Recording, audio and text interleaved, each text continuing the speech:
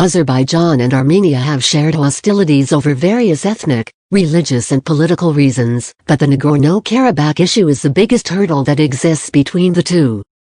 Recent deadly clashes along the Armenia-Azerbaijan border have shown that old and new problems between the two Caucasian nations carry the dangerous potential of sliding the two states into a fully fledged regional war. The two countries have serious historical differences that span issues including religion, ethnicity and, of course, politics. Azerbaijan has a Muslim-majority population that also houses a heavy Turkic presence, while Armenia is a Christian-majority country predominantly populated by ethnic Armenians. In the late years of the Ottoman Empire, an ethnic conflict emerged between the two nations, particularly in Caucasia and parts of eastern Anatolia, largely based on the territories of the respected regions. During World War I, the Armenians, backed by Russia and some prominent Western countries, tried to get rid of the Muslim population from Caucasia and eastern Anatolia in the hope of creating an independent state. This led to an armed confrontation between the Ottomans and Armenians. Under the Soviet Union, a federative communist state, the conflict between the nations appeared to be paused when the Armenian and Azerbaijani republics existed side by side. But the Soviet designation of territories between Azerbaijanis and Armenians created other problems, and sowed the seed for future conflicts.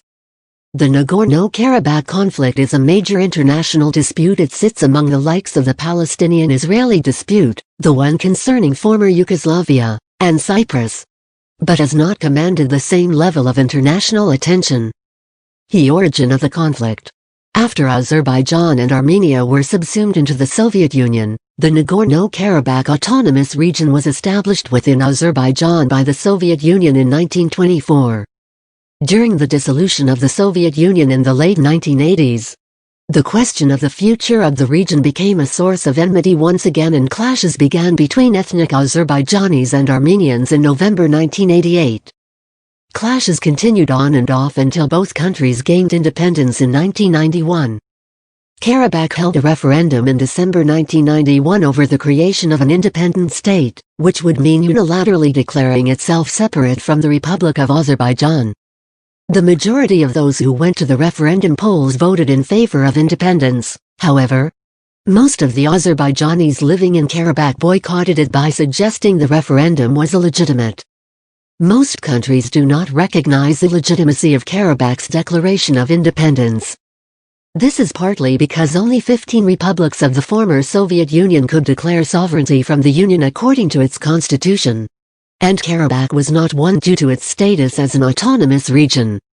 Further to this, unilateral declarations of independence are often rejected because they violate international law. Following the referendum, the conflict escalated into a war between Azerbaijan and Armenia. This resulted in at least 30,000 casualties and displaced an estimated 1 million people from both sides by the end of the war in 1993.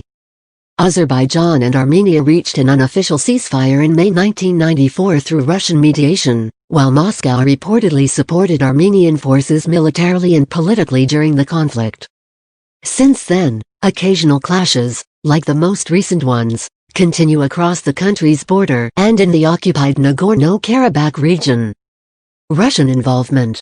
Matthew Bryza, a political analyst, who worked as an American mediator between the Armenians and Azerbaijanis in the 2000s under the auspices of the White House, finds Russian involvement and mediation in the conflict problematic.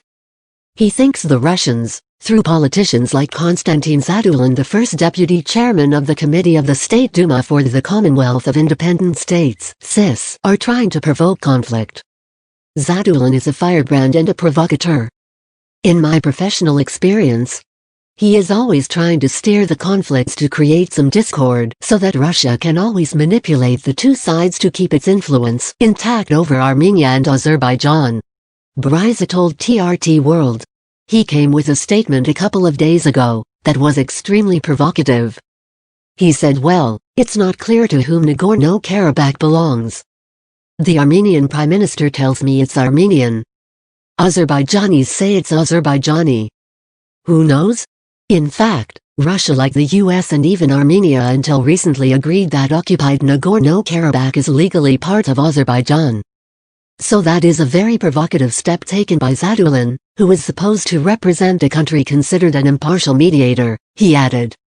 Zadulin, born in bottom of Caucasia like Joseph Stalin, the communist dictator who drew the borders of many Soviet republics and autonomous regions including Azerbaijan and Armenia, has long been known for his pro-Armenian stance. As STO, the Collective Security Treaty Organization, member states we have obligations to each other. Russia views Armenia as an ally, and in the event of an attack the mechanisms envisaged by the STO Charter will apply to Armenia, said Zadulin in November 2019, after tensions escalated between Baku and Yerevan. The Collective Security Treaty Organization was established in 1992 by some members of the CIS, led by Moscow, to create a kind of Russian NATO across Eurasia. I would like to note that our 102nd military base in the territory of Armenia is not deployed here in vain to solely serve as a beauty accessory, threatened the Russian firebrand. The same Zadulin made similar threatening remarks immediately after the most recent clashes. Veiled threats toward Turkey. If anybody now uses force in response to an initial Armenian attack on Azerbaijan, Russia will use force against it to protect its ally, which is Armenia, Zadulin said, according to Bryza. Zadulin also appears to threaten Turkey by saying this, a country that has proved Azerbaijan's strongest ally since its independence. Ankara has recently deployed technologically advanced armed drones, which have been battle-tested in the Libyan civil war. Azerbaijan. Turkey will continue, with all its capacity, to stand by Azerbaijan in its struggle to protect its territorial integrity, said a Turkish Foreign Ministry statement. President Recep Tayyip Erdogan has also proffered his support on Azerbaijan, saying, Turkey will show no wavering to oppose any attack toward Azerbaijan. Armenia-Azerbaijan clashes have now created another front between Ankara and Moscow.